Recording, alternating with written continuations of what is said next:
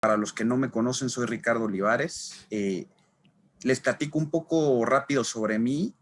Soy abogado por la Escuela Libre de Derecho. Me he dedicado 7 años a la práctica del derecho laboral.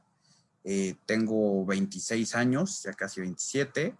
Y además de esto, soy también docente en la Escuela Libre de Derecho de la Cátedra de Derecho Laboral. Docente adjunto en forma completamente gratuita ahí.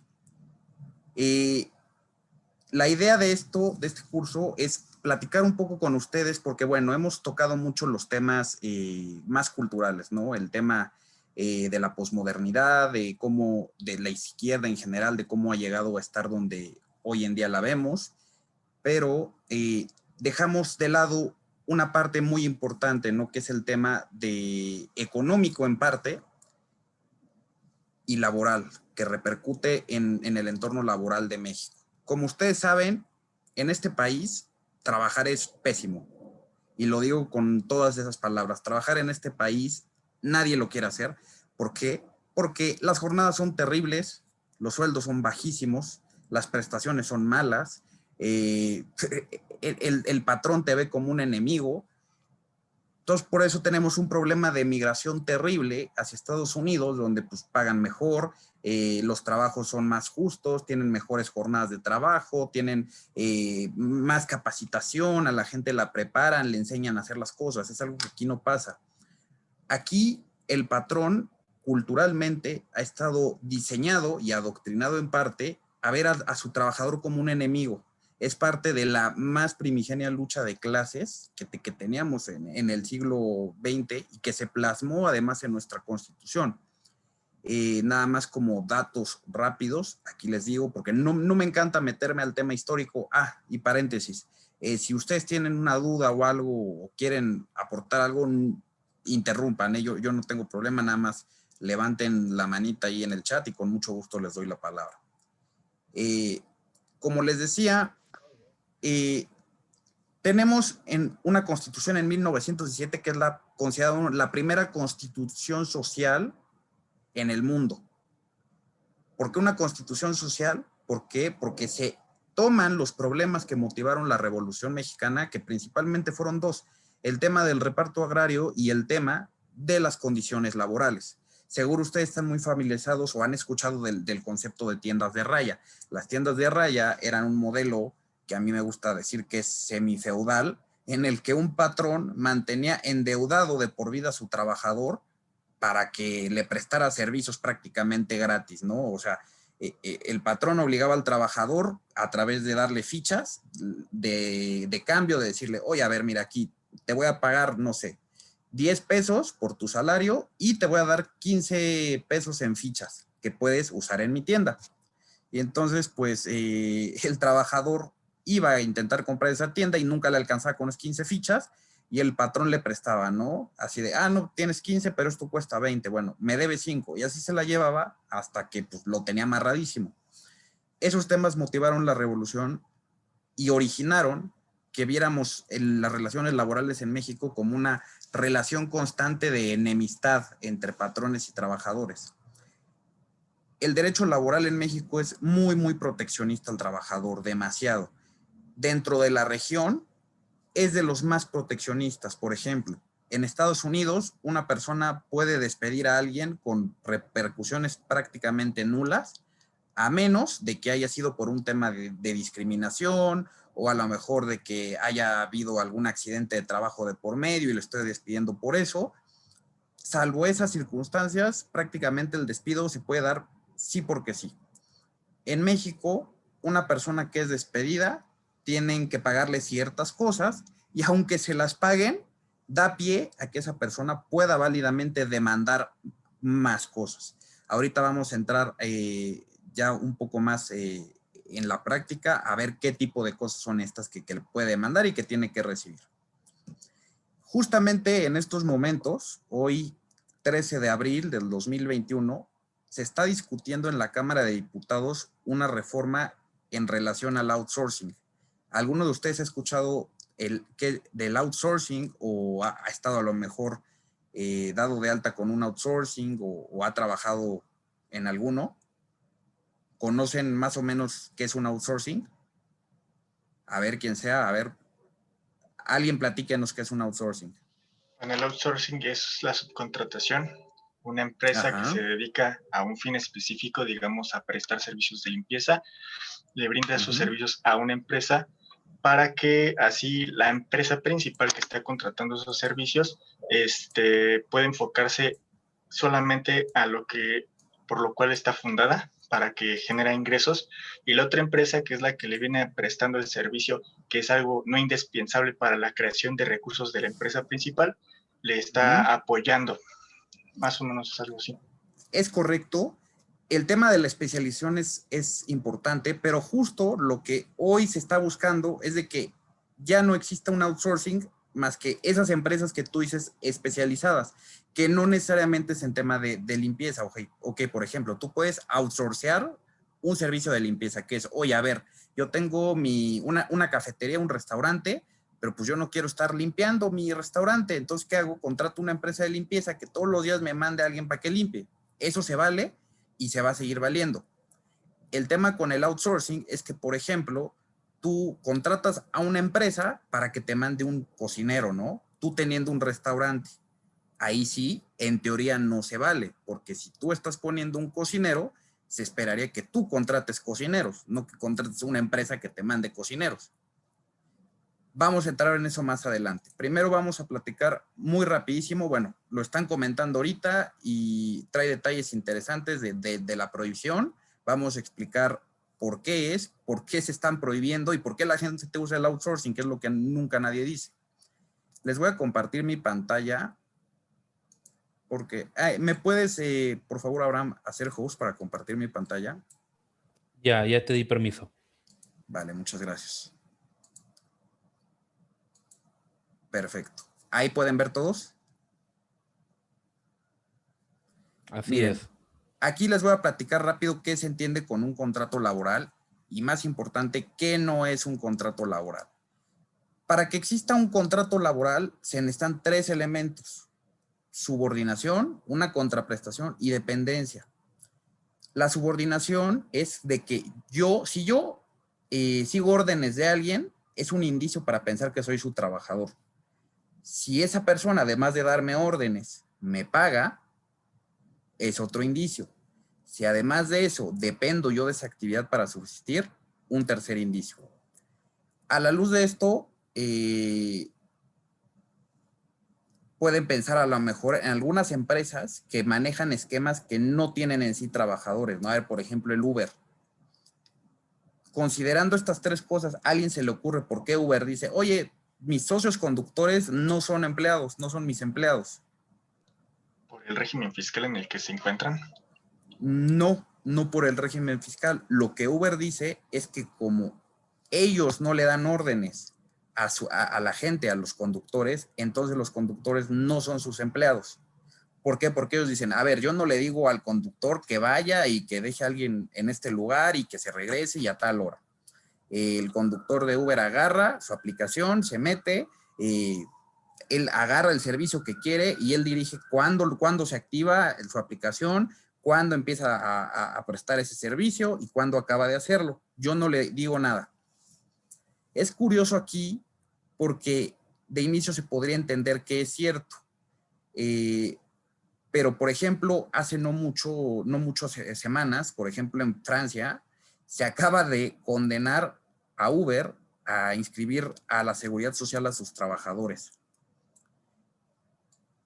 También, por ejemplo, tenemos un caso en Londres, que también pasó algo similar. En California, Estados Unidos, estaba pasando algo similar. Pero aquí en México ha tenido un giro muy extraño, porque sí, por un lado, el derecho aquí en México de los trabajadores es muy fuerte, pero esa misma necesidad, ese mismo impulso que el gobierno ha tenido en tener el puño cerrado en torno a la empresa y al gobierno, hace que esté lleno de vacíos. Y aquí les quiero decir algo: el tema de que el gobierno sobreregule algo está mal, porque al final del día, entre más quieras apretarlo, más huecos le vas a dejar. la manera más fácil de regular algo, de contemplar muchas situaciones es ser general, es ser laxo. Entonces, esto se presta a que haya muchas empresas que se inventan circunstancias o tipos de relación para hacer como que no son sus empleados la gente. Algunas empresas, por ejemplo, lo que hacen es que les dan un contrato de prestadores de servicios, ¿no? Como si fueran un freelancer. O, por ejemplo, los contratan como una cosa muy rara que seguro han escuchado, que se llama régimen de honorarios asimilados a salarios. O el outsourcing, o estos esquemas de Uber, o, por ejemplo, simplemente no les dan nada y son informales.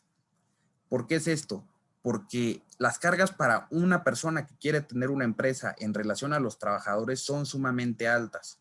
Y los patrones evidentemente tienen miedo de llevar a cabo sus negocios, tienen miedo de que el día de mañana, como el mismo Estado, el mismo gobierno ha motivado un ecosistema en el que el trabajador y el patrón se ven como enemigos, el día de mañana esa relación pues choque, se friccione y el patrón siempre tiene las de perder. ¿Por qué? Porque la ley está hecha para eso dentro de los procedimientos laborales. O sea, si ustedes el día de mañana se pelean con su patrón y quieren demandarlo, tienen un 90% de posibilidad de que ustedes le van a ganar. Eso sí, les va a costar 5 años ganarle o 4, pero le van a ganar tarde que temprano. Entonces, yo creo que se entiende que el patrón tenga miedo de estar en un régimen formal de contratación. Normalmente, cuando se maneja todo el tema de ley, pues se piensa que todos los patrones son bancos, ¿no? Son Walmart, o son, no sé, son la General Motors o algo así. Pero no, la realidad es que en México la mayoría de patrones son pequeños y microempresarios. Es la gente que va y pone una cafetería, la gente que va y pone un taller mecánico, la gente que tiene a lo mejor su empresa en casa de venta. Por ejemplo, ahorita que fue la pandemia, mucha gente le dio por poner su empresa de distribución de cubrebocas, ¿no? O de gel antibacterial, y pues de eso sobrevivieron muchas personas. Y como datos duros, el INEGI señala que en México el 56.6% de las personas económicamente activas se dedican al mercado informal. O sea, estamos hablando que de las personas que generan algo al Producto Interno Bruto, el 56% lo hacen en el libre mercado más primitivo que hay, que es la informalidad, que nos hablan muchas veces pestes de la informalidad y de los trabajos que son informales y de los negocios en general que son informales. Pero si el 56% de las personas, que son una mayoría, consideran que es más viable y quieren más un esquema de mercado libre, ¿por qué tenemos una ley totalmente restrictiva? Si la mayoría de la gente en la práctica se está demostrado que no apoya el esquema formal, ¿por qué se mantiene de esa forma? Suena tonto, ¿no? Tal parece que en el fondo la gente en México no entiende, desgraciadamente, qué es el libre mercado, porque en las escuelas no se enseña qué es el libre mercado. En las escuelas únicamente se enseña que Benito Juárez era un pastorcito y pobrecito y la iglesia lo trató mal. Se enseña que en la revolución pues trataban mal a todos los agricultores y que por eso se rebelaron, y que Zapata y Villa y Carranza eran cuates y derrocaron a Porfirio Díaz, porque eso se enseña. Y aquí, como nota al pie, no sé si han visto que ahorita está muy fuerte la noticia de que Obrador quiere cambiar los libros de texto, ¿no? Entonces, vayamos a saber qué tonterías va a meter ahora. Si de por sí ya los libros de texto tienen tonterías, imagínense cómo los va a dejar ahorita.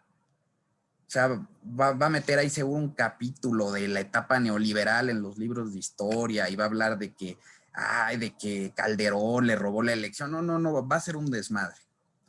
Pero lo que les quiero decir con esto es de que el mercado, la economía, la gente que busca subsistir, se abre camino sola. Y no necesita estar dependiendo del Estado, del gobierno, para tener un negocio. Por eso ha tenido tanto auge la economía informal y el Estado, en lugar de vislumbrar esa realidad y adaptar la ley a un esquema más flexible, más accesible, que pueda permitir que a lo mejor se integren a una formalidad más abierta, pues no, hace todo lo contrario. Ahorita está lanzando una reforma para que más gente quiera ser informal. Con lo que están haciendo ahorita, yo de loco pongo un negocio formal, ¿eh? ¿Por qué? Porque me ahogan en impuestos y me ahogan en obligaciones laborales. Entonces, esto es lo que se entiende como un trabajador. Si un trabajador le doy órdenes, le determino su horario, le determino a lo mejor si tiene que llevar un uniforme, cómo tiene que hacer las cosas, a qué hora tiene que llegar, a qué hora tiene que irse a comer, y le pago por eso, es mi empleado. Por eso, cuando ustedes contratan a lo mejor un médico para que les dé una consulta, no es su empleado el médico en ese momento, porque ustedes no le dicen al médico a qué hora llegar y a qué hora irse de su consultorio, o no le dicen cómo tiene que hacer su chamba. Por eso el médico que ustedes buscan para atenderse no es su trabajador, es un prestador de servicios. Y algo aquí, un detalle fino. Aunque todas las empresas se puedan inventar estos esquemas que ya platicamos, si ustedes tienen estos dos elementos, son empleados, no hay de otra. Así escriban en un contrato de que son prestadores de servicio, de que no son empleados, les hagan firmar una carta diciendo, no, yo, Ricardo Olivares, declaro que no soy empleado de tal empresa porque no estoy subordinado, aunque les hagan firmar lo que sea, no sirve nada de eso para una empresa. Entonces, si ustedes tienen su empresa, no lo hagan tampoco porque no les sirve y solo es un balazo en el pie. Luego, aquí rápidamente, aunque hay muchas letras, obviamente no me voy a poner a leer, simplemente esto se los voy a mandar para que después ustedes lo lean con calma. Principalmente tenemos 4 tipos de contratos laborales que pueden tener ustedes o que pueden hacer en sus negocios. Tenemos el contrato por tiempo indeterminado, el de tiempo determinado, el de obra determinada y el de temporada. El primero es la regla general. Esto quiere decir que si ustedes no plantean en un papel, aquí, alguno de los otros 3 tipos de contrato, se va a entender que todos sus empleados que tengan están bajo un contrato por tiempo indeterminado, que simplemente te contrato por el tiempo que sea, por el tiempo que te necesite, sin ponerle una fecha. Luego el contrato por tiempo determinado es aquel que se justifica. Hay muchas empresas que les encanta a lo mejor hacerte la farsa de que te renuevo el contrato, ¿no? De que te doy un contrato por un mes y al siguiente mes te lo renuevo y así me la llevo y yo pretendo que no estás generando antigüedad, ¿no? Sépanse muy bien de que eso no sirve y es falso y es una estafa. ¿Por qué? Porque la antigüedad de una persona no está ligada al contrato que haya firmado. La antigüedad de una persona está ligada a que preste el servicio. Entonces, si ustedes prestan un servicio, digamos, a Walmart durante un año, pero cada mes Walmart les hizo un nuevo contrato por un mes, por tiempo determinado, no. Ustedes tienen una antigüedad de un año, no de mesecitos. E igualmente, si ustedes tienen un negocio y creen que esta es una estrategia para que la gente no tenga antigüedad, no les sirve de nada. Y es curioso aquí porque en México la gente cree que la antigüedad es bien cara y eso ha perjudicado tanto a patrones como a empleados, porque muchas veces hay personas que a lo mejor tienen 20 años en una empresa y cuando se les acaba la chamba, piensan que les van a dar la millonada de pesos, ¿no? Pues no es el caso. Les voy a decir cuánto vale la antigüedad. La antigüedad actualmente vale aproximadamente 3,000 pesos por año. Ahí hay una formulita que pues no se las voy a decir porque pues, no se trata de ponerme a enseñar matemáticas aquí, pero la misma ley te dice que la antigüedad vale el equivalente máximo como tope por año a 12 días por año topado 2 veces el salario mínimo. Son como 3,000 pesos. Entonces los patrones se asustan, en parte piensan que la antigüedad es bien cara y piensan que les sirve de algo, que les conviene renovarle la antigüedad a la gente cuando no tiene caso. Y también la misma gente, por el efecto de que ve que les están renovando, entre comillas, esa antigüedad, pues piensan que algo les están ocultando, ¿no? Y piensan que es porque la antigüedad es cara y crean un ecosistema de desconfianza mutua. O sea, la misma gente dice, los empleados, oye, a ver, oye, pero si este güey, si este patrón me está haciendo esto es porque, pues, vale mi antigüedad, ¿no? Porque tiene miedo de que le saque una lana. Pero no es el caso. Es un tema de desconocimiento que el mismo Estado ha provocado. Luego tenemos los contratos por obra determinada que se usan mucho, por ejemplo, en campos como de construcción. ¿Por qué obra determinada? Porque, a ver, te contrato para que me ayudes en este proyecto de construir esta casa. Ok, una vez que está la casa, pues ya no hay chamba. Y por temporada, que se utiliza, por ejemplo, en la agricultura, en los deportes, de que, oye, te contrato por la temporada de siembra de fresas, a lo mejor, ¿no? Y una vez que ya no es temporada, pues ya no tienes chamba. Y a la siguiente te vuelvo a traer. Ahora vamos a hablar rapidísimo de temas que también seguro lo han visto, de temas de los contratos a prueba. ¿Alguno de ustedes de los que ha trabajado alguna vez les han dado un contrato a prueba? Así de que, oye, te contrato, pero pues Sí. estás a prueba 3 meses. A ver, Areli, platícanos tu experiencia cuando te han contratado a prueba. Era de que el contrato duraba 2 meses y ya según lo que vieran te daban la planta que era más sueldo, pero no, o sea, no todos pasaban. Ok, perfecto. Pues mira, ahí te va algo. Esos contratos, como todo lo demás, son una payasada. ¿Por qué? Porque así no funciona. Hay dos tipos de contratos. Estas son modalidades, estos no son tipos de contratos. O sea, ustedes pueden mezclar un contrato de obra determinada con un periodo de prueba o pueden mezclar un contrato por temporada con una capacitación inicial. O sea, ahí pueden hacer la mezcla que ustedes quieran. Pero no se trata de que, oye, a ver, estás 3 meses bajo supervisión y si me gusta tu chamba, pues te la quedas y si no, no. No funciona así. Primero vamos a hablar de la diferencia. Capacitación inicial es de que, oye, a ver, te contrato, pero yo sé que no sabes hacer las cosas, entonces yo te voy a capacitar. Y si veo que pasas el criterio de capacitación, te quedas. Y el de periodo de prueba es distinto. El de periodo de prueba es te contrato y yo supongo que ya sabes hacer las cosas. Yo no te voy a capacitar, yo supongo que ya las sabes hacer. Y si veo que las haces bien, pues te quedas con la chamba. Aquí podemos ver que por regla general, ninguno de estos contratos puede exceder el de capacitación 3 meses y el otro de prueba de 30 días. O sea, si ustedes les dan un contrato con un periodo de prueba de 60 días, es ilegal. Si les dan uno de capacitación inicial de 4 meses, es ilegal. Y el punto fino de esto está en el criterio que se toma la persona para determinar si ustedes pasaron o no pasaron. Ya dijimos ahorita que la ley protege un buen al trabajador, ¿no? Y esto no es la excepción. Aquí no se estila de que, oye, a ver, yo, tu jefe, considero que pues, no le hiciste, adiós. No, no es simple.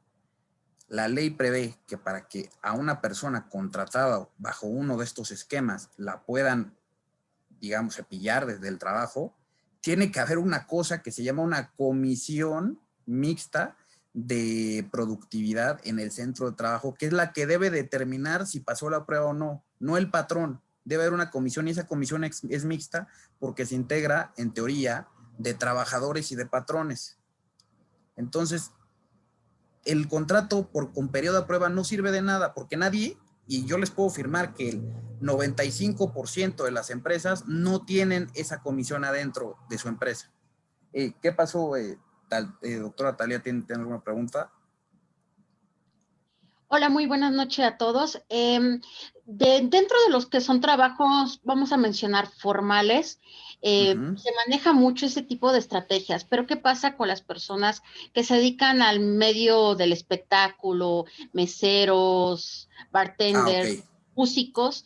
Sí, fomentan mucho, te ponemos a prueba, a ver si llenas el lugar, si la gente entra cuando tú estés cantando, si no, pues te damos las gracias. Y sí se maneja esa circunstancia. Entonces sí vemos que pues puede haber mucha, pues personas que desgraciadamente pues están muy alejadas de la protección legal, en el caso de México, ¿no?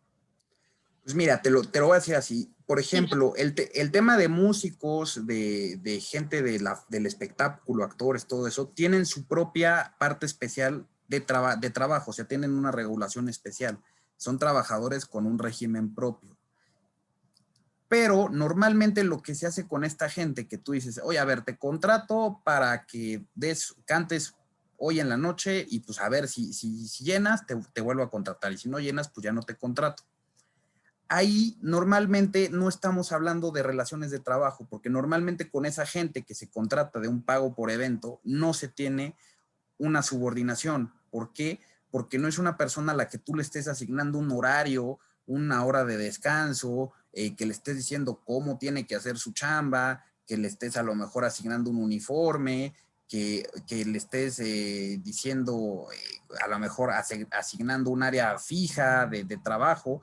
Normalmente esos son prestadores de servicios independientes, digamos, no como tal trabajadores. Entonces ahí se vale. Aquí deben pensarlo así. En todo lo laboral hay restricción, pero en todo lo mercantil y lo civil, que es lo privado, es libre. En civil y en mercantil, la ley máxima es lo que las partes quieran. Por eso, si ustedes contratan a lo mejor un médico, un abogado para que les preste un servicio, ustedes no le asignan horarios al abogado, no le asignan un tiempo de descanso, no le asignan a lo mejor sus prestaciones que puede tener. Únicamente van con un profesional le dicen, oye, necesito esto. Y el profesional les dice, ok, te cobro tanto. Y ya, se lo pagan. Y si se fijan, por ejemplo, en el tema del trabajo, ni siquiera es normal que los trabajadores negocien su salario. En un profesionista, el profesionista les dice cuánto les va a cobrar. En un trabajo, ustedes dicen al trabajador cuánto están dispuestos a pagarles. Y ya el trabajador decide si lo acepta o no. Entonces les digo, sí, son diferencias muy, muy específicas y muy puntuales que están mucho al caso concreto. ¿Quedó claro ahí con esa explicación? Sí, muchísimas gracias. Perfecto. Ahora vamos rápidamente a hablar de las condiciones de trabajo básicas, que como pueden ver son poquitas. Igual la gente piensa que son un chorro. Salario, si ya platicamos que para ser trabajador me tienen que pagar algo, pues el salario debe ser una, ¿no? Aquí pueden ver el salario mínimo actual está dividido en dos. Digamos, en una zona que se llama Zona Económica Norte, que son todas las ciudades fronterizas con Estados Unidos, ahí está fijado un salario de 213.39 pesos. ¿Por qué existe esa diferencia? Porque se pretende en parte hacer más competitivo al sector laboral en estas ciudades. Esto porque la gente que vive en frontera, pues prefiere obviamente, y lo sigue prefiriendo porque esto es una payasada, cruzarse a Estados Unidos y ahí conseguir un trabajo y en la noche regresarse a México, a su casa a dormir, ¿no? 213 pesos diarios. De todas formas, no es nada competitivo. Estamos hablando que en Estados Unidos el salario mínimo en promedio está entre los 10 y los 15 dólares, dependiendo del estado. Hay fraude en lo que quería todo homologar a 15 dólares, pero estamos hablando, 15 dólares son 300 pesos mexicanos por hora. ¿Cuánto gana una persona en Estados Unidos en una jornada de 8 horas? 300 por 8, 2,400 pesos diarios contra 213. O sea, 10 veces más se gana trabajar en Estados Unidos. Obviamente en Estados Unidos la vida es mucho más cara. Ahí no hay una renta de menos de $1,000, ¿no? Y en las ciudades baratitas. Pero aún así es una diferencia abismal y se entiende que la gente en frontera, ahora sí, el mercado se impone sobre los estados y por eso la gente de frontera prefiere cruzar a Estados Unidos a trabajar. En el resto del país el salario mínimo es de 141.70 pesos.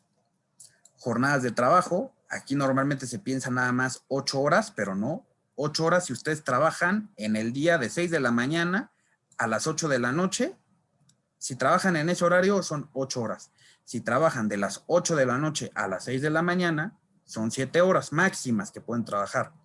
Si ustedes trabajan una parte en el día y una parte en la noche, son 7 horas y media, siempre y cuando no trabajen más de 3 horas en la de la noche.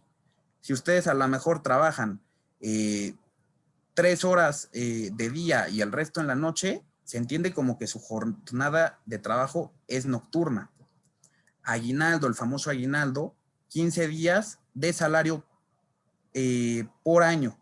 Ese, como ustedes saben, se entrega antes del 20 de diciembre. Vacaciones. En México es de los países en los que se tienen menos vacaciones de la región y en general a nivel global. Por ejemplo, en Francia se tienen 30 días de vacaciones al año los trabajadores. En Brasil creo que 20. En México tenemos 6 por año trabajado con un aumento de 2. Ahí hay una regla del aumento que no es representante, no los voy a aburrir con eso, pero sepan que 6 días por año. Y una prima vacacional, que es algo que les tendrían que pagar también anualmente, que es el 25% de los días que ustedes tienen de vacaciones. Es decir, si ustedes ya llegaron al punto donde tienen derecho a 10 días de vacaciones, les tienen que pagar el equivalente a 2.5 días, ¿no? Que si lo ven, si ganaran el mínimo, pues el equivalente serían 283 pesos con 40 centavos. Esa sería una prima vacacional de alguien que gana el salario mínimo. Que en teoría eso es para que se vayan de vacaciones, ¿no? Díganme ustedes a dónde se va alguien de vacaciones con 280 pesos. A ver, ya que vimos cómo funciona en el papel las relaciones laborales, ahora veamos por qué es así. ¿Por qué en México hay tanta precariedad laboral? ¿Alguno de ustedes tiene una idea? Digan lo que quieran, si me quieren decir, porque los patrones son avaros y son malos, díganlo. Pero quiero escuchar lo que ustedes opinan al respecto. ¿Por qué en México es tan malo trabajar? Yo tengo más una duda sobre la jornada nocturna, o sea, de cómo es lo de los sueldos, porque el mínimo en las zonas regulares, ¿en dónde es y cuál es zona económica norte? Ok, mira. La jornada nocturna, los salarios mínimos son los mismos, independientemente de que tu jornada sea diurna, mixta o nocturna. Es el mismo salario mínimo.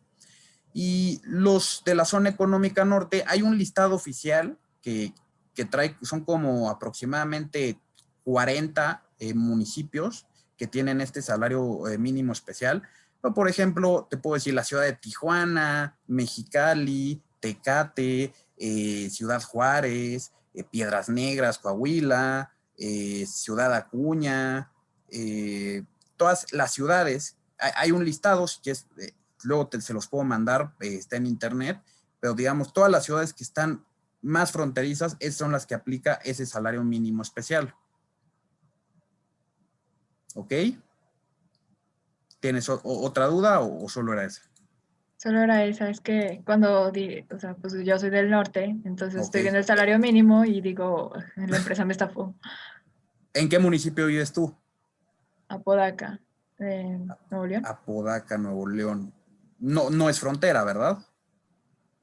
Pues no, o sea, frontera no, pero sí es norte. Nuevo Creo que León. Apodaca no entra, pero pues bueno, hay que checarlo. O sea, según yo, no recuerdo que Apodaca entrara, pero pues vale la pena luego que le echemos un vistazo si quieres. ¿Alguien más tiene alguna duda hasta aquí? ¿No? Perfecto. Entonces les decía, ¿por qué ustedes piensan que trabajar en México está tan mal? ¿Por qué tenemos estos salarios mínimos bajos? ¿Se les ocurre alguna razón? A ver, si tenemos unas leyes que son bien proteccionistas, ¿por qué pasa esto de todas formas? Y en países donde no hay estas leyes proteccionistas les va mucho mejor. Pues las personas tampoco se quejan. Ok. No, las personas sí se quejan, pero... Bueno, se Bueno, quejan. algunas y otras no, porque, o sea, yo en donde trabajaba fue de que los días festivos a mí sí me los pagaron y a otras compañeras que tenían más antigüedad no se los pagaron, incluso se los rebajaron y fueron a trabajar. Ok. Y no se quejaron, pero sí o sea, no se quejaron con las personas que les iban a pagar, pero se quejaron acá a espaldas. Se tienen que quejar con sus jefes, sobre todo con la nómina, o decirlo, ahí no me pagaste estos días. Bueno, y ¿No? tú dime, si se quejan, ¿qué es lo más probable que les pase? Les den las gracias. Pues sí, que los corran, es la realidad, los corren.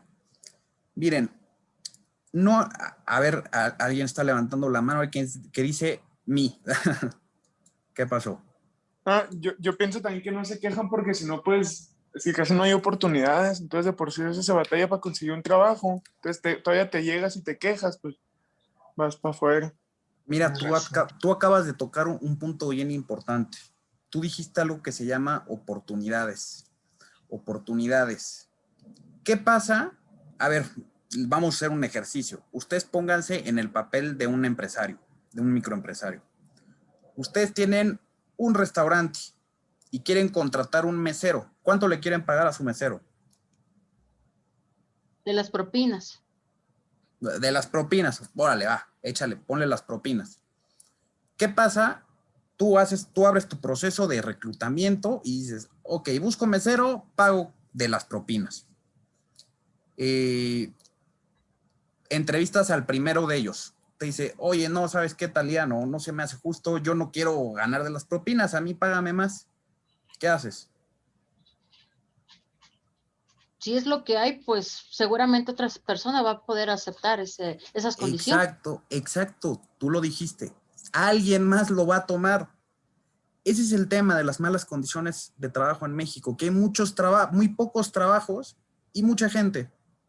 Y como hay muy pocos trabajos y mucha gente, pues los empresarios pueden pagar lo que se les da la gana porque no hay competencia.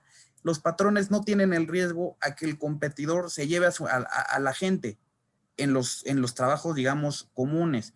Obviamente en puestos ya especializados, de dirección es distinto, pero en los trabajos, digamos, de a pie, no existe una competencia real en el mercado laboral, cosa que sí hay en otros países. En otros países, a lo mejor si yo estoy buscando un mesero, pues el mesero va a tener varias opciones de varios restaurantes y se va a ir con la que más le convenga.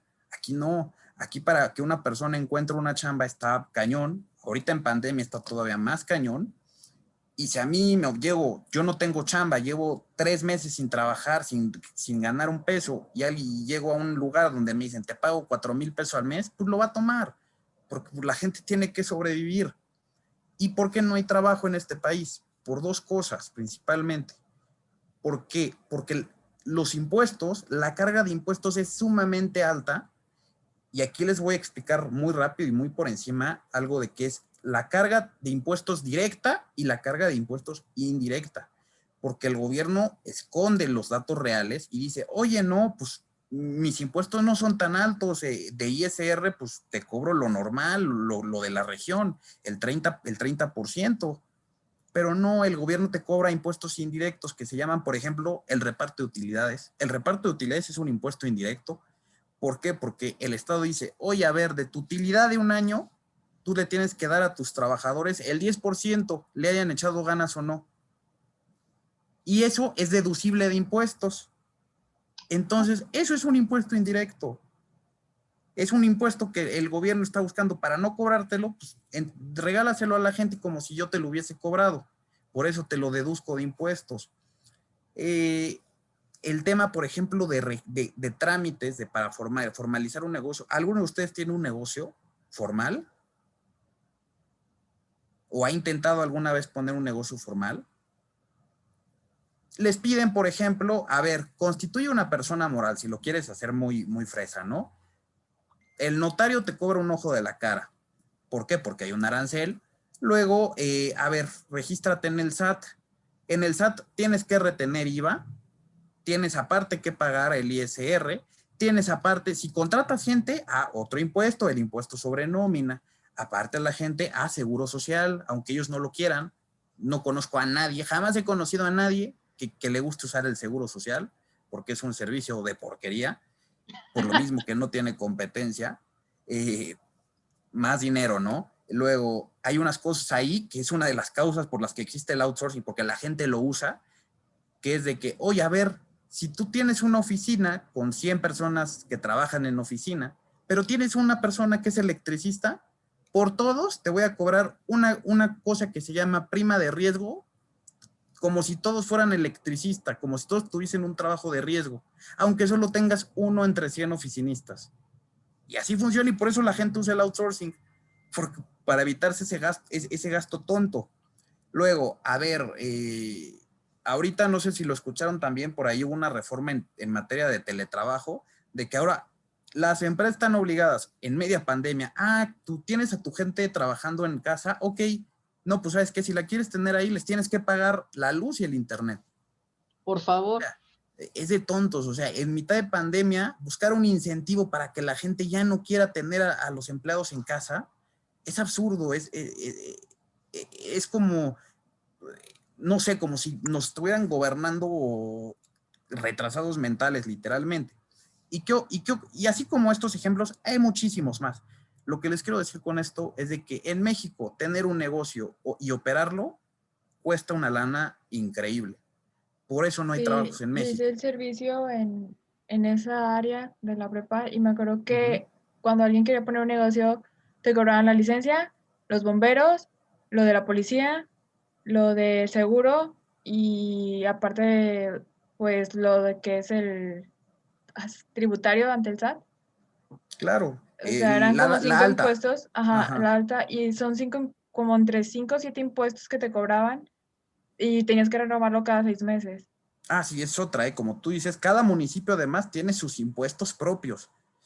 Entonces, de verdad nos creemos al final del día que los patrones siempre son los malos. O sea, ¿por qué una empresa transnacional a lo mejor que está aquí y está en Estados Unidos, a la gente de Estados Unidos le paga más? Porque en Estados Unidos puede hacerlo. A ver, es algo tan simple como el tema del IVA. Ustedes usan todas estas plataformas de Netflix y Disney más y todo eso, Amazon, etcétera. Algunas, ok. Sí vieron que hace poco les pusieron IVA, ¿no? Las obligaron a pagar IVA. Ya quieren aumentarlo. Y lo quieren aumentar, le quieren aumentar otro 7% de impuestos. A ver, ¿qué es lo que pasa? Si a la empresa le aumentas IVA, ¿quién paga ese IVA? El consumidor. El consumidor. Por ende, en tema laboral, si a la empresa le cargas un buen de impuestos, ¿a quién le van a repercutir? ¿A quién se los va a buscar? El impuesto al cliente. El patrón va a buscar o al cliente o al trabajador, bajarle, en lugar de pagarle 100 pesos, te voy a pagar 80 porque tengo que pagar muchas cosas. Y es válido, ¿no? Obviamente, si alguien pone un negocio, busca ganar. Nadie arriesga su capital buscando tener pérdidas o buscando hacer beneficencia. Entonces, aquí, en mi opinión, la fórmula sería no sobrecargar a los empresarios de impuestos, de obligaciones, para que pueda haber más empresarios. Si hay más trabajos, ustedes pueden darse el lujo del día de mañana que vayan a buscar chamba, decir, oye, tú me pagas 3,000 pesos al mes, pues fíjate que aquí al lado me pagan 4, entonces con toda la pena del mundo me voy aquí al lado a que me paguen 4. Y así se van aumentando los salarios poco a poco y las condiciones. ¿Qué pasó? Otra duda, doctora, adelante. Entonces esto fomenta la corrupción y sobre todo estos negocios donde falsifican los derechos de autor, etcétera, porque a pesar de que exista Netflix y todas estas plataformas para entretenimiento, pues mucha gente no puede pagarlo o lo compran entre varios o de plano siguen comprando sus películas, entre comillas lo menciono, genéricas, ¿no? No, piratas, la verdad. Y ¿sabes qué? Lo que dices es bien cierto, o sea, y de nueva cuenta, yo pienso que en el fondo al mexicano no lo sabe, pero le encanta el libre mercado. ¿Por qué? Porque en todo buscamos saltarnos la regulación. Y muchos dicen, no, es que los mexicanos son unos güeyes bien rateros, bien corruptos, o sea, son malos, ¿no? Porque no quieren cumplir las reglas. Eso es verlo de una manera pesimista, verlo de una manera positiva. Es la gente quiere libertad, la gente quiere poder comerciar libremente, quiere poder trabajar libremente sin tener la bota del Estado en el cuello. Entonces busca alternativas y el mercado y las alternativas se imponen sobre el gobierno. Y es algo que pasa y que lo vemos. No sé, ustedes son de varios lados, yo soy de la Ciudad de México. Váyanse atrás de Palacio Nacional, está el mercado del Carmen, así de informales, atrás de la casa del presidente. En este país, toda esa zona, exacto. En este país, el libre mercado se impone de una forma u otra. Y por más que el gobierno intente regular, intente apretar el puño, lo quiera hacer con el outsourcing, va a hacer que más gente se vaya de informal. ¿Cuál es el problema de la informalidad? Que la informalidad te permite crecer hasta un punto. ¿Por qué? Porque si tú quieres llevar tu negocio un paso más adelante y a lo mejor si te va muy bien en tu restaurante, poner franquicias en otros estados, o a lo mejor quieres, te va excelente y quieres irte a Estados Unidos a poner un local, ahí es donde no puede ser informal, y ahí es donde hay el quiebre, y ahí es donde no se puede lograr que las empresas mexicanas se vayan al extranjero ahí a seguir lucrando y traer el dinero acá. Porque para que una empresa logre eso, primero tiene que vencer al mercado local.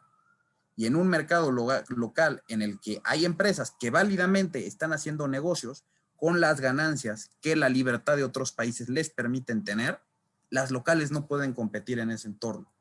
A ver, si yo soy Walmart y en Estados Unidos tengo un mercadote que me deja utilidades gigantescas, ok, a lo mejor en México voy a tener poquita lana, pero pues le puedo invertir porque estoy sacando utilidades fuertes de otro lado.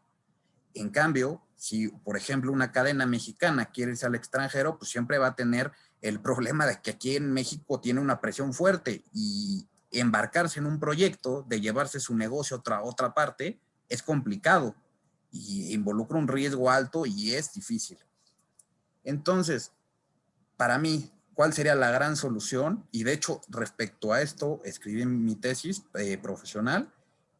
Deberíamos cambiar la óptica de los derechos laborales, del derecho laboral en general, hacerlas abiertas, hacer una política de acuerdos, de colaboración entre patrones y trabajadores, romper ese mito que es el primer inicio de la lucha de clases que hoy ya se ha vuelto el posmodernismo, de la lucha de géneros, de la lucha de razas, de clases sociales, sigue de colonialistas contra indigenistas, etcétera. El primer gran lucha que hubo, que fue la de clases, en teoría, acabar con ese mito y hacer un mercado laboral flexible.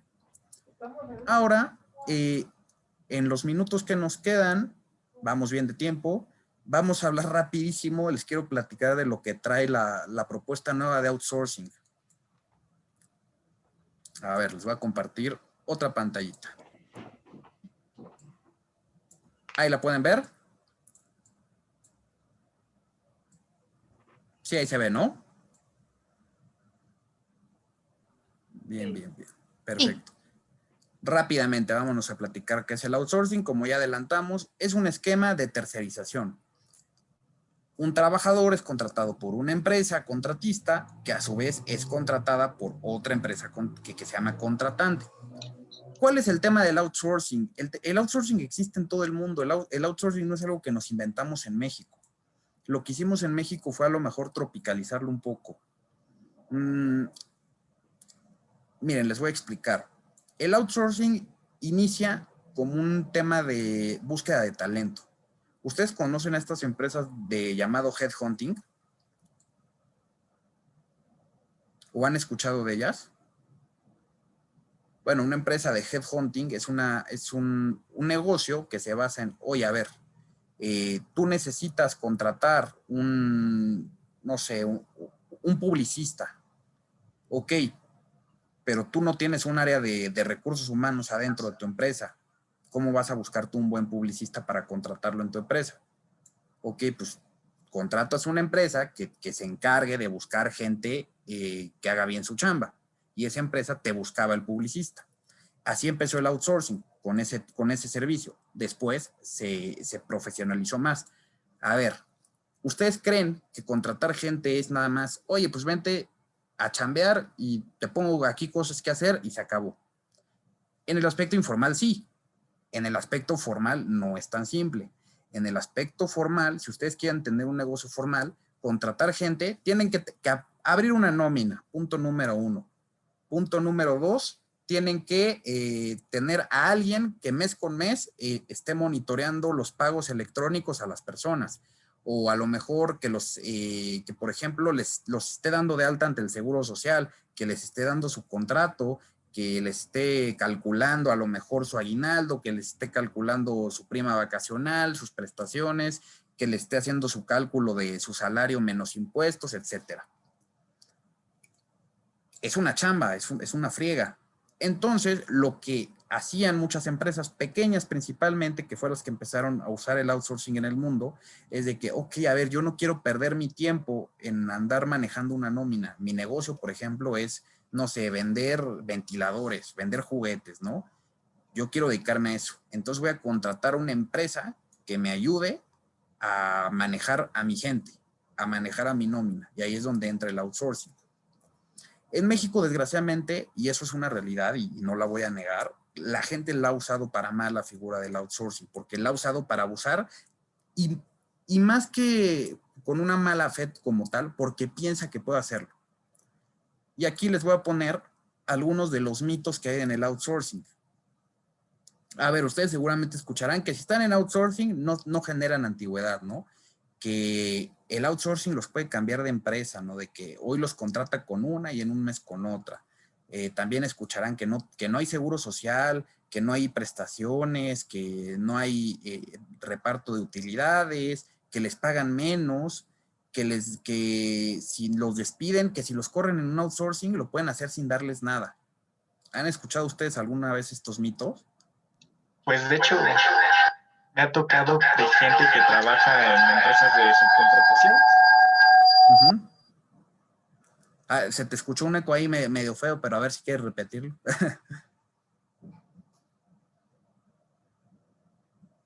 Sí, no te preocupes. Pues bueno, estos son mitos. ¿Sí me escuchan? Ya. Personas que trabajan, por ejemplo, de esas empresas de limpieza que prestan la subcontratación, se quejan de que le están dando vueltas para no darles el seguro social, que no se los quieren dar.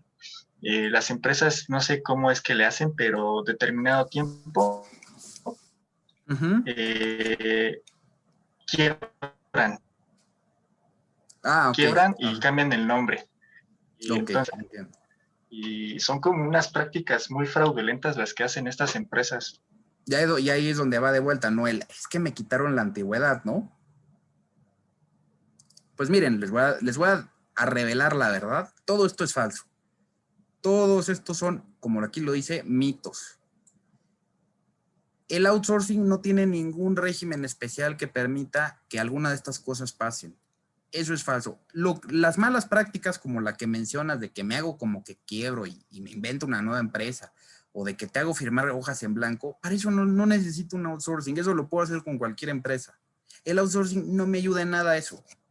Es tonto. Es una cosa que los mismos patrones se creen, que, ay, no, es que en el outsourcing pues puedes pagar menos. No, el outsourcing ni les determina su salario, ni les determina nada de estas cosas que se hacen.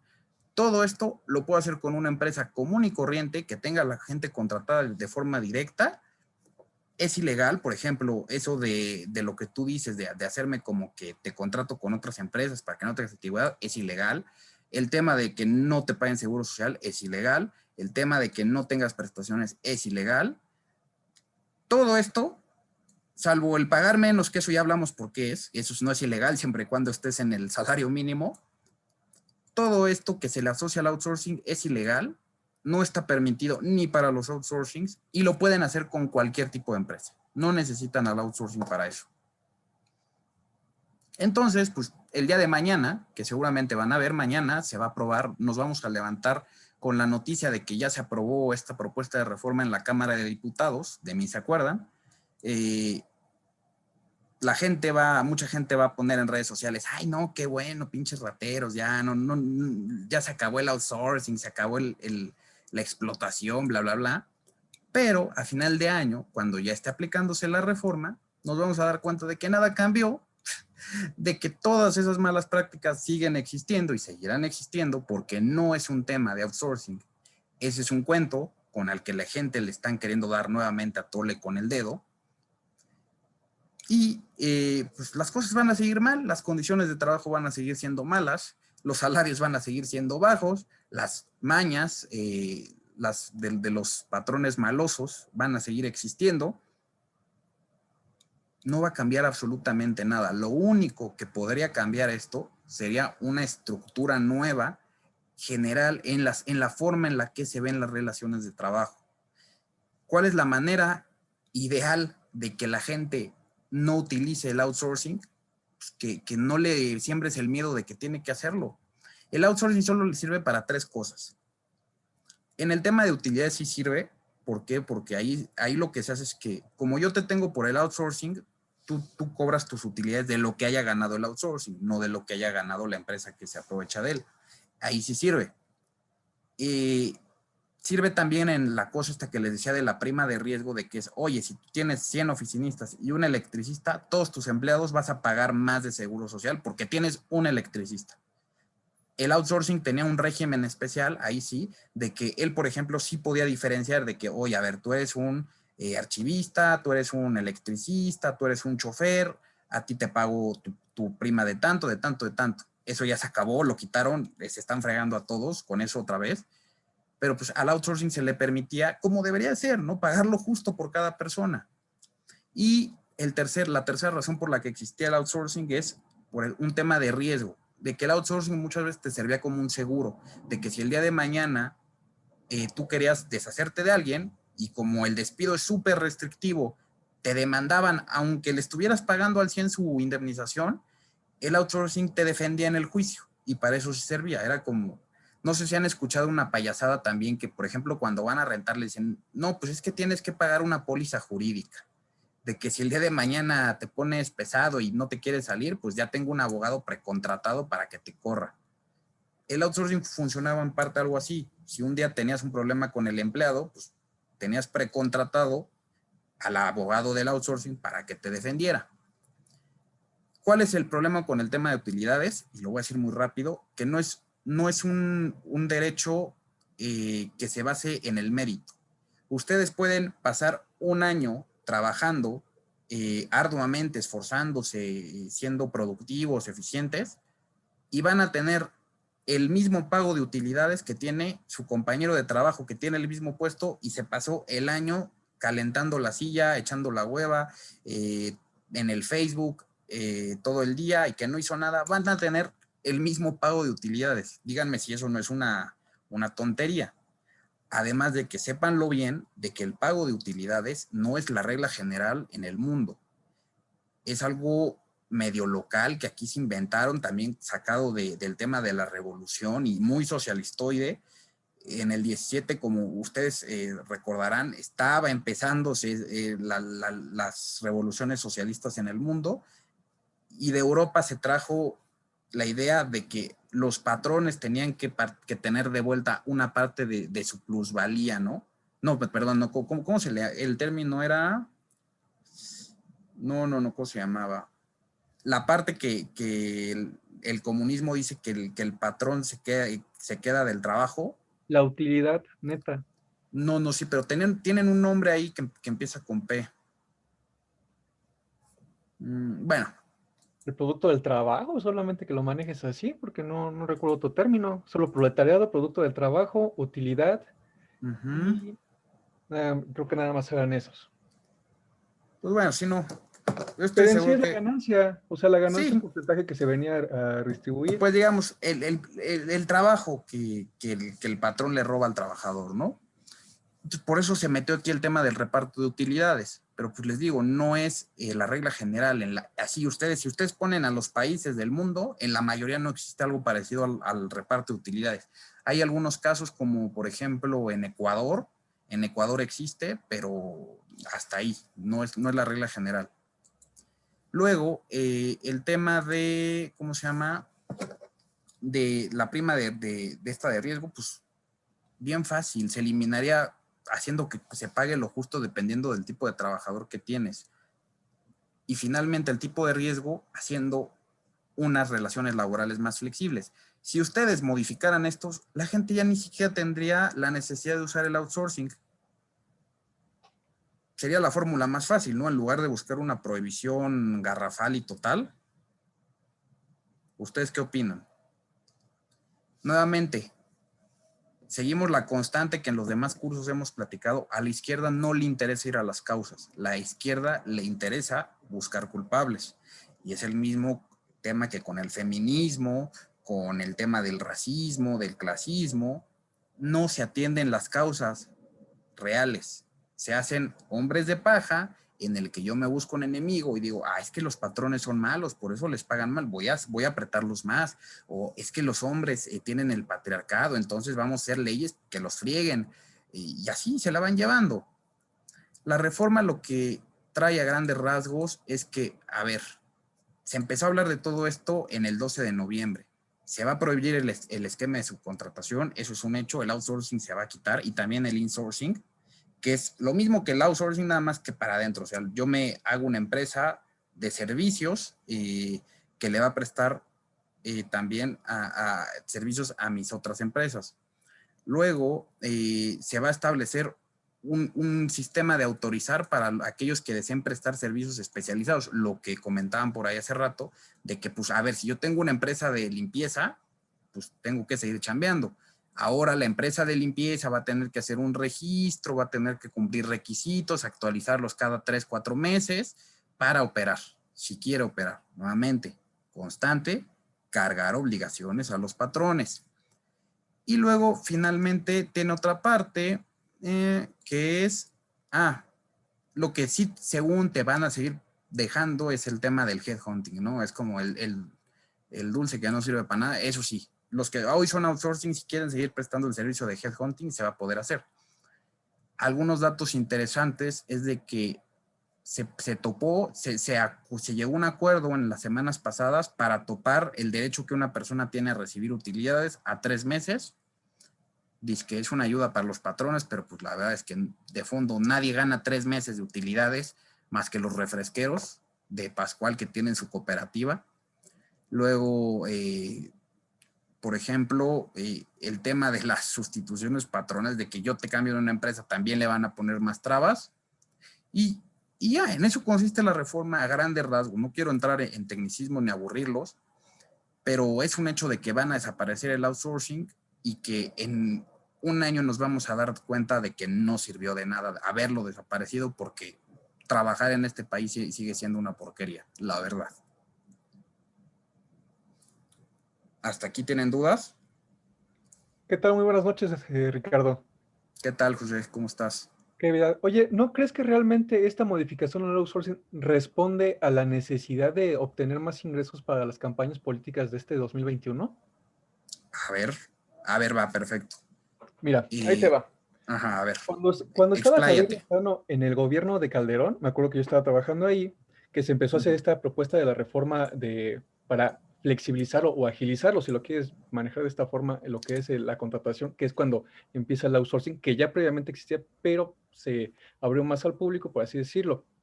Pero la necesidad era sobre recaudación de impuestos, o sea, obtener una mayor recaudación para todo lo que venía haciendo, ¿no? Lo que ahorita el INSABI, que antes era el Seguro Popular, de ahí era una forma de poder recaudar más impuestos por esa situación. Ahora, yo tengo esta teoría, estoy abierto a la discusión. Me imagino yo que esta pseudo reforma que están haciendo lo es para lo mismo. Desean recaudar más impuestos, pero ¿a medida de qué? No sé si hayan escuchado de quién es el rey del outsourcing, una de las personas que tenía más mexicanos contratados. El de Gene Group, ¿no? Exactamente. Pues él directamente se fue a negociar o así que con Andrés Manuel a Palacio Nacional de que no desaparecen el outsourcing, etcétera, etcétera. Pero se sabe que o se está manejando de que mucho del dinero que tiene de sus billones los va a dar a Morena. Inclusive se está hablando de que posiblemente uno de sus yernos lo vayan a lanzar para plurinominal. Es una de las cosas que se está escuchando aquí mucho en lo de Va por México. Entonces, yo creo que más bien responde eso, que fue como que la forma de decir a Andrés Manuel, ¿sabes qué? Te agarro de acá para que me des dinero para mis campañas. Lo que vino haciendo, por ejemplo, cuando cerró Reforma aquí en la Ciudad de México. Yo creo que más bien responde esta situación de la reforma que quiere hacer o que pretende manejar aquí en el Senado. Ok, va, perfecto. A ver, vamos contigo y ahorita le damos la pregunta de la doctora Talia. Y bien dices, ahí con el colega Javier Lozano, que también da clases ahí en la escuela, conmigo, lo que ellos hicieron, lo que Javier y Calderón hicieron en el 2012, cuando según que ellos inventaron el outsourcing y esa medallita le cuelgan, es simplemente apretarlo. De hecho, ellos hicieron la primera reforma que buscó apretar el uso del outsourcing. No lo legalizaron. Al contrario, lo intentaron cerrar. el tema que tú dices de la recaudación es cierto, pero digamos, esa es la moneda que no se ve. ¿Por qué? Porque bien dices, ahorita vienen campañas electorales y Morena lo va a vender esto como que, ay, desapareció el outsourcing, todos van a tener mejores condiciones de trabajo, voten por mí. Esa va a ser la cara pública. El problema con los outsourcing, y que esto se escapa completamente del tema laboral, es que es un tipo de empresa que por sus características de que no hacen como que un trabajo, digamos, no producen algo tangible, se presta mucho a la facturación falsa, que es de que, oye, a ver, yo te digo de que tengo a 3 personas trabajando contigo, ¿no? Para ti. Aquí hay una factura por estas 3 personas. Son facturas falsas. La verdad es que muchos outsourcings chafones se volvieron factureros. Les deja más el vender facturas que el negocio del outsourcing. Entonces, pero hay que distinguir que una cosa es el outsourcing, la facturera disfrazada de outsourcing y el outsourcing real. No son lo mismo. Y efectivamente, la reforma sí va a ayudar en parte una más recaudación, y está en mucho veremos, porque yo pienso que muchos se van a ir a la informalidad, y si estás en la informalidad, pues no pagas impuestos. Muchas empresas a través de, por ejemplo, de los impuestos indirectos, sí van a hacer que la recaudación suba, porque van a tener que homologar prestaciones. A ver, por ejemplo, si en tu empresa tenías 50 trabajadores que digamos eran tu gente de confianza y ellos les tenías prestaciones superiores a los que tienes en el outsourcing, pues al momento de que te traigas a los del outsourcing vas a tener que equilibrarlos. Entonces, pues vas a tener que pagar más impuestos. Eso es una realidad. Pero pues, es una navaja de doble filo, ¿no? Porque pues, sí, por un lado, las empresas formales y las transnacionales te van a pagar un poco más de impuestos, pero al microempresario y al pequeño empresario lo vas a sacar por completo del mercado formal y ya no te va a pagar nada.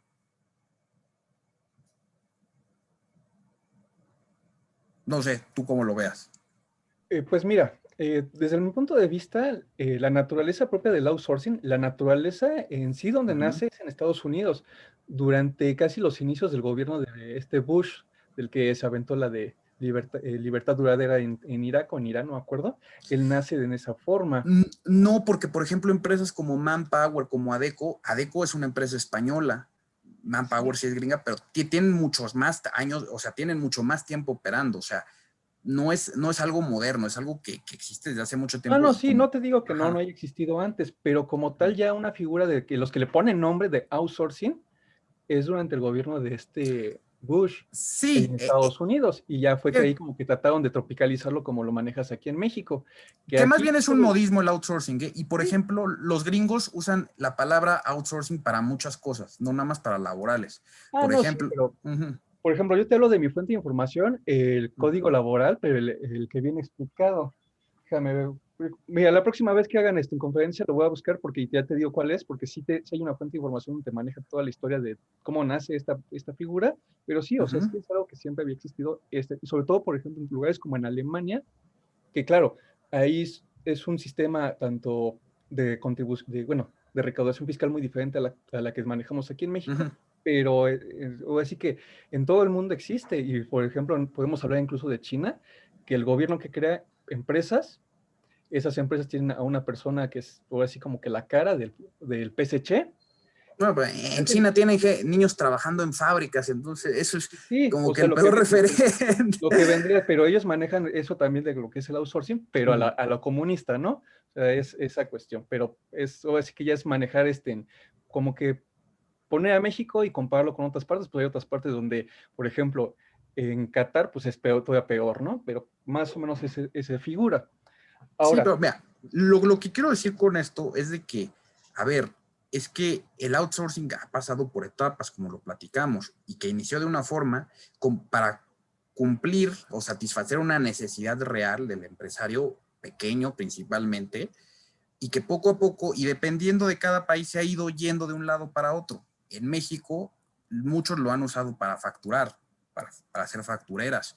En otros países, pues son más honorables. Pero digo, si al rato no usas el outsourcing para hacer una facturera, pues te vas a usar un despacho contable, un despacho de abogados. O sea, no resuelve el problema de origen. A eso voy. O sea, ok, lo quitas, le van a dar la vuelta, se van a inventar otra cosa. No lo va a solucionar. Sí, sí, sí. O sea, la mente, la inventiva puede más que la ley. Eso te lo juro. Sí, primero existe el fenómeno y después en la ley. Eso es así que una de las así de lo primero que se estudia. Pero efectivamente, esto es una de las cosas de las figuras. Ahora, yo en lo personal te voy a decir algo. No estoy, desde que nace yo lo que es el outsourcing, te digo, porque yo trabajé y lo estudié en esta figura. Y bueno, como abogado yo en sí me dedico a los impuestos. Pero como figura en laboral, al menos aquí en la Ciudad de México, ¿a qué se presta más el outsourcing? Al menos lo que a mí me ha tocado. Empresas de subcontratación, de limpieza, seguridad. Aquí, por ejemplo, es curioso porque tengo una amiga que su papá tiene su empresa. Entonces, por ejemplo, un ejemplo, tiene 10 personas que son guardias de seguridad, pero de esas 10 personas, solo a 3 tiene con el seguro social. Entonces, por ejemplo, que se enfermó uno, le tienen que hablar para que baje a uno de alta, bueno, de baja a uno y al otro le dé de alta, y así estar, ¿no? Pues, sobre todo porque también pagar seguro social es una de las cuestiones más altas y más como seguridad privada, ¿no? Entonces... o sea, sí es caro, pero no como lo pintan, o sea. Sí, eso no te lo niego. En un guardia de seguridad que 1,000 pesos. Sí, o sea. 1,000 pesos al mes, o sea. Ahora, por ejemplo, yo he trabajado en la industria farmacéutica. Un ejemplo, los guardias de seguridad, cada guardia de seguridad, la empresa nos lo cobraba 12,000 pesos. De esos 12,000 pesos, tú quítale, por ejemplo, todo lo que fuera, y a ellos venían cotizando con el salario mínimo. Que pues, de por sí es una madre, ¿no? Pero así los tenían. Entonces dices, desde mi punto de vista, yo les decía, yo creo que nos convendría mejor contratar a los guardias de seguridad que pagar una tercera, ¿no? Pero bueno, esa es otra cuestión. Entonces, que mira, que todo eso que dices, todo eso, para eso no necesitas al outsourcing, para nada de lo que dices necesitas, todo eso lo puedes hacer in-house, para no dar de alta a la gente en el seguro social, para darla de alta con salarios más bajos y pagarles por fuera efectivo. Eso lo puedes hacer con tu empresa normal, ¿estás de acuerdo? Correcto, así es. Entonces digo, esa era desde mi punto de vista. Entonces, por ejemplo, ¿qué otros tipos de empresas? Por ejemplo, las constructoras. Ahorita, por ejemplo, el auge de los edificios, ¿no? Compran casas, hacen departamentos, los albañiles vienen por outsourcing, ¿no? Entonces tienen a su contratista y ahí se maneja toda esa situación. Y es otro de que, por ejemplo, es muy común que luego la nota roja, que ya todos los periódicos son de nota roja, que sale, ¿no? Que pues, supuestamente mataron a un albañil, pero realmente puede ser que fue un accidente y que como no los tenían dados de alta en el Seguro Social, pues los mandan y los tiran ahí, o sea, por ejemplo... Sí, inventan que los asaltaron, ¿no? Exactamente, o por ejemplo, los van y los tiran a Ecatepec. O sea, cosas que llegan a pasar así. Lo levantaron. Exactamente, entonces sí siento yo que la naturaleza propia desde el outsourcing, desde que lo traen a México, nunca se llegó a dimensionar en lo que se iba a convertir para el empleado. O sea, sí, se generó muchos empleos, ok, pero ¿de qué me sirve que tenga esos tantos empleos si realmente la gente no son, llamémosle, empleos de calidad, ¿no? Mira, te voy a decir algo, no se generaron en sí tantos empleos, porque el outsourcing no te genera empleos más que los del outsourcing. Sí. Lo que se hace es que se formalizan empleos, de que das una oportunidad a la gente, le das una opción para salir de la informalidad. Y sí, tienes razón, pero pues no hay que perder de vista, así que hasta en los perros hay razas, ¿no? El problema fue que cualquier hijo de vecina hoy agarra y se pone el outsourcing y lo agarra de pretexto para hacer las 1,000 cochinadas que se le da la gana. Pero hay empresas globales de outsourcing, como Manpower, como Adecco, como PAE, que son muy limpias y que tienen a la gente dada bien en el seguro social, que tienen a la gente con salarios buenos, que tienen a la gente con prestaciones, que no les hacen nacadas literalmente, que le prestan servicios a otras empresas grandes como Walmart, a bancos, a grandes marcas, que pues son las que más emplean. Pero yo digo que no podemos generalizar, decir, oye, el outsourcing ha sido esto, porque como cualquier empresa, la usa la gente para lo que se le da la gana. Y desgraciadamente la gente que la usa para hacer chacadas, pues, es gente que no conoce, que nunca se ha enfrentado a una demanda bien hecha en forma por todo lo que hace, porque desgraciadamente otro problema grande en México es la impunidad y lo mal y lo lento que es el sistema de justicia, pero pues el día que a alguien se le hubiera ocurrido echarle ganas y tirarles el cuento, se los tira con la mano en la cintura y eso te lo firmo. Sí, o sea, en eso no te lo voy a negar, pero por ejemplo, tú me estás hablando de empresas que netamente desde su fundación se dedican al outsourcing, pero también existe otra figura, por ejemplo, en la cual... las que se vuelven, ¿no? Las que amplían su Ajá. objeto y sí. Exactamente. Es nacao, o sea, es ilegal en la mayoría de las veces. O sea, operan, pero en el marco de la ilegalidad. Sí, ya son ilegales hoy. No necesitas una reforma para hacerlos ilegales. Eso ya es ilegal hoy.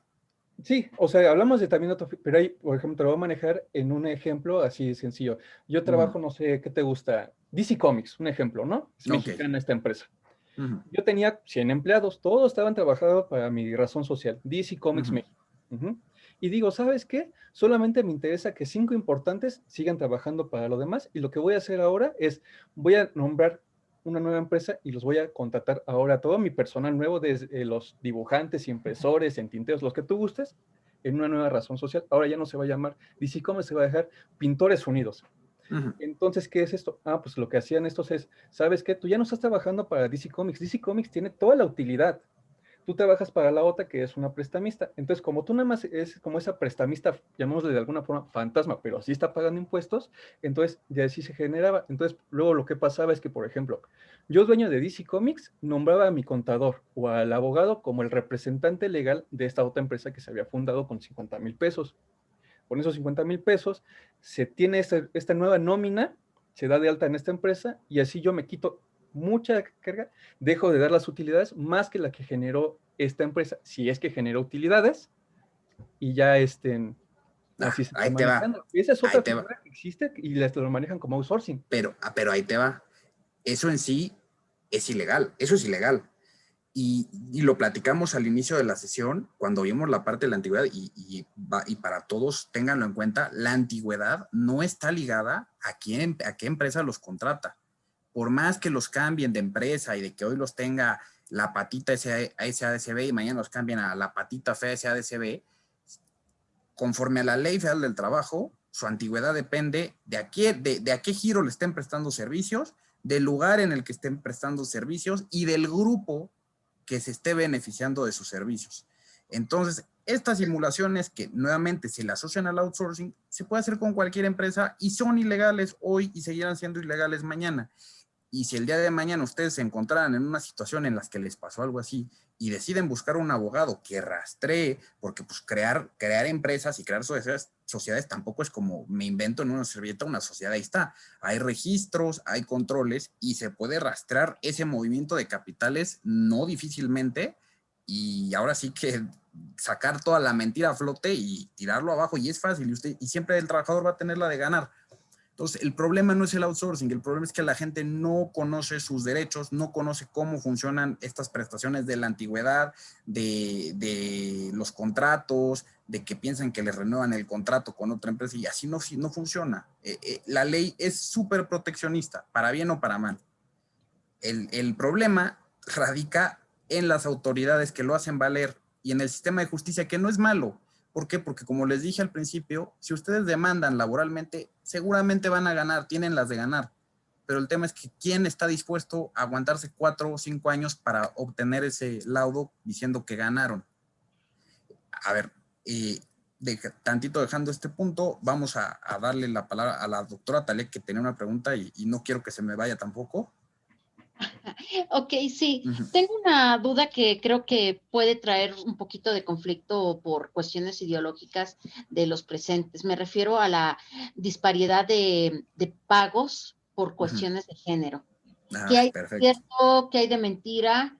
A experiencia propia, pues sí he visto, por ejemplo, en el asunto de los productos destinados hacia la mujer o hacia el hombre. El ejemplo más claro, y bueno, eso ya hasta se lo expuse a mis estudiantes de sociología, por ejemplo, de cuánto sale un rastrillo para mujer, el que viene en mango rosa, y cuánto sale el de mango azul. Sale más barato el azul que el rosa, simplemente por un simple color. Realmente así también habría una diferencia en el ámbito de los pagos. Ok, mira, ahí te va. El tema de esto que se llama, seguramente lo han escuchado todos, como brecha salarial, siempre ha sido ilegal en México, desde hace décadas. les voy a decir, está puesto en la ley, no les miento, 4 veces el tema de igualdad entre hombres y mujeres en el trabajo. ¿Por qué ponerlo 4 veces? ¿Qué con una no basta? ¿Con una vez que esté en la ley no es ley? Está en el artículo, en los primeros artículos, que es el segundo, dice, a ver, no está permitida discriminación por razón de género, género, orientación sexual, religión, credo, político, ideología, etc. Luego más adelante hay otro capítulo que es normas protectoras del salario, lo mismo. Luego más adelante hay otro capítulo que es de las mujeres trabajadoras, lo mismo. Y así varias veces se va repitiendo. El tema de esta llamada brecha salarial, y aquí sí me gusta traer a colación este ejemplo que seguramente han visto de la gente que nosotros seguimos en la página de la AGE, de Milei, todos ellos, es de que, a ver, si a las mujeres ganaran menos, pues todos los patrones preferían contratar mujeres porque pues, se ahorrarían una lana, ¿no? Y más en un México, en un país en el que los patrones están ávidos de ahorrar porque los tienen con la bota al cuello. Si ellos dicen, oye, pues es que las mujeres ganan menos, pues vamos a contratar puras mujeres, me ahorro un 10%, un 20% de la nómina. Si hay casos en el que una mujer en el mismo puesto de trabajo, con la misma antigüedad, con los mismos grados de capacitación, con la misma jornada, gana menos que su par masculino, es ilegal y no solo se puede atacar eso a través de un juicio laboral, sino a través de una queja en la Dirección de Inspección del Empleo o en la Procuraduría de la Defensa del Trabajador. Y eso siempre ha existido. Y hace poco, de hecho, una senadora se colgó la medalla de que no, es que acabo de sacar una reforma de ley de que ahora es ilegal que las mujeres ganen menos que los hombres en el mismo puesto. Eso, se los juro, lleva décadas existiendo y solo se lo cuelgan como medallita. Y si ustedes saben de algún caso que eso pase, pues tan fácil como denunciar, no existe un patriarcado ahí evitando que se denuncien estas cosas, ¿verdad? El tema es que la gente no quiere hacerlo.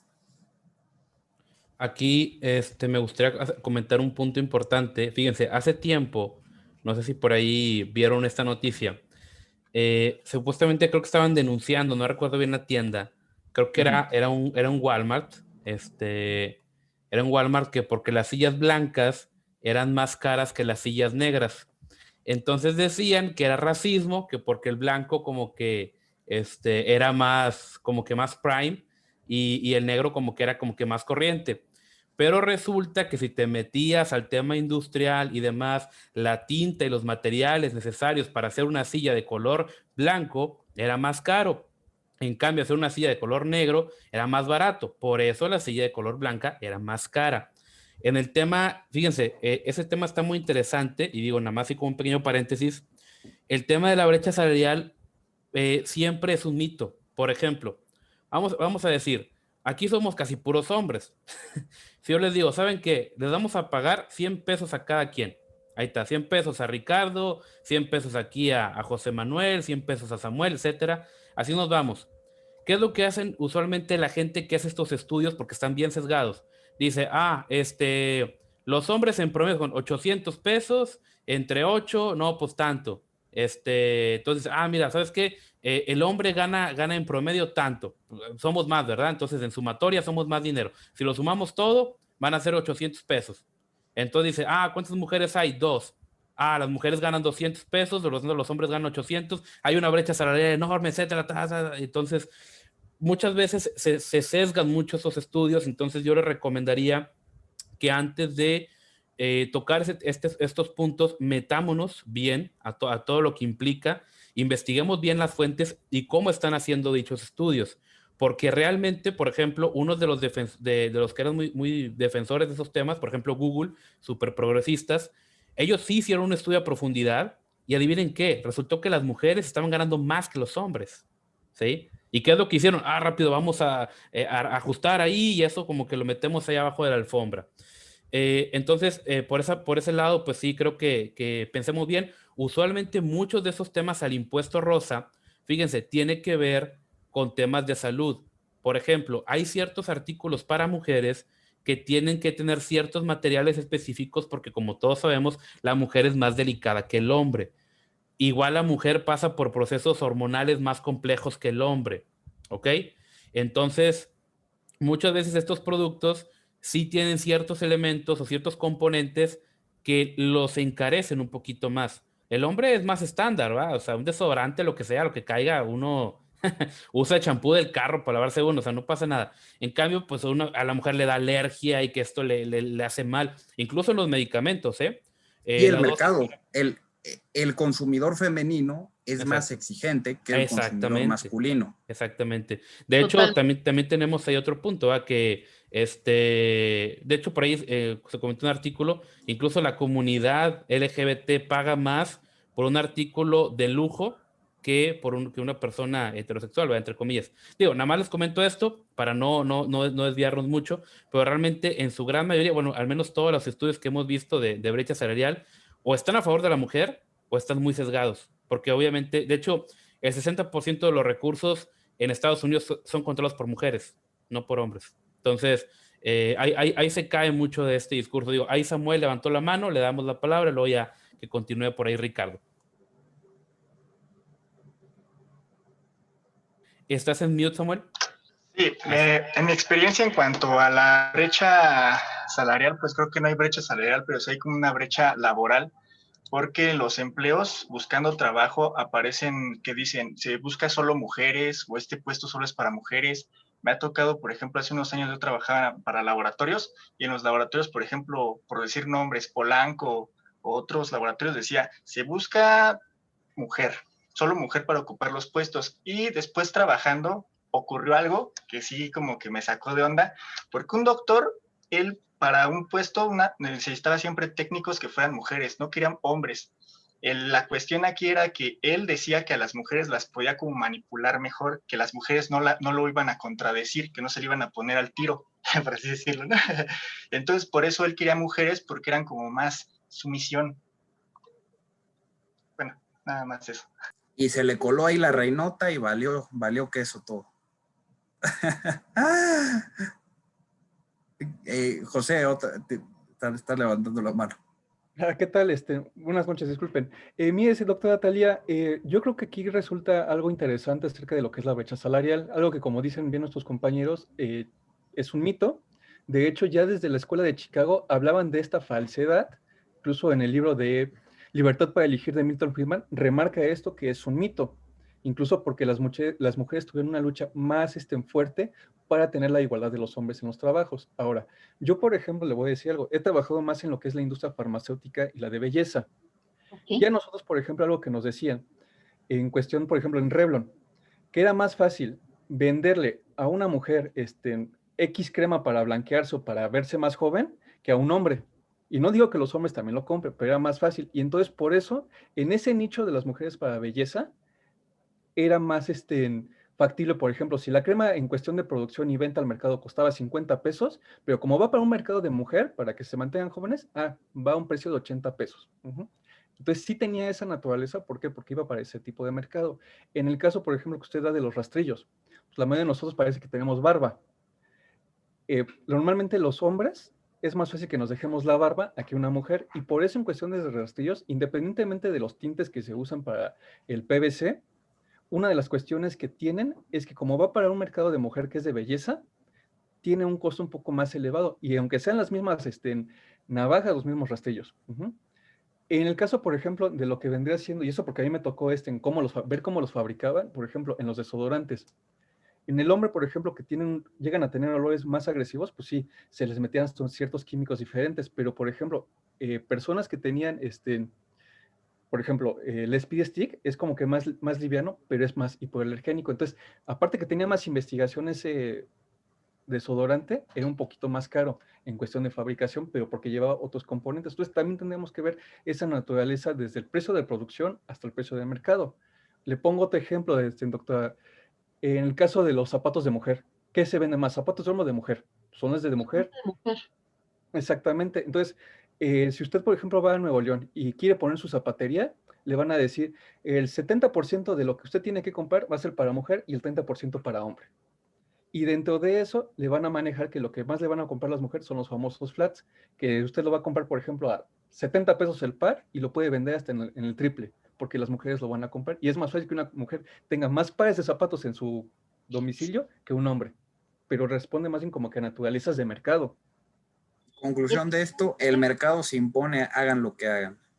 Sí, por supuesto, son cuestiones que para uno como consumidor último no lo vemos la magnitud. Ustedes como especialistas en la cuestión del derecho y bueno, y de la ingeniería, pues sí, son cosas que seguramente no contemplamos y el color, etcétera. Sin embargo, pues sí, uno como mujer, más por una imposición social, tenemos un poco más de gastos, ¿sí? Tal vez las mujeres que se maquillen, las que Y por usen... gusto, ¿no? Porque, vaya, nadie obliga a una mujer a maquillarse, es el gusto de cada mujer. Hay mujeres que no se maquillan.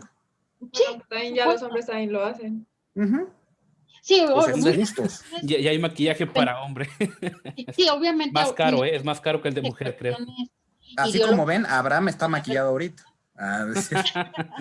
Sí, pero obviamente uno como mujer, iba a decir la palabra, pero mejor no, mujer biológica, para no entrar en contubernio, No pues, conozco de otras.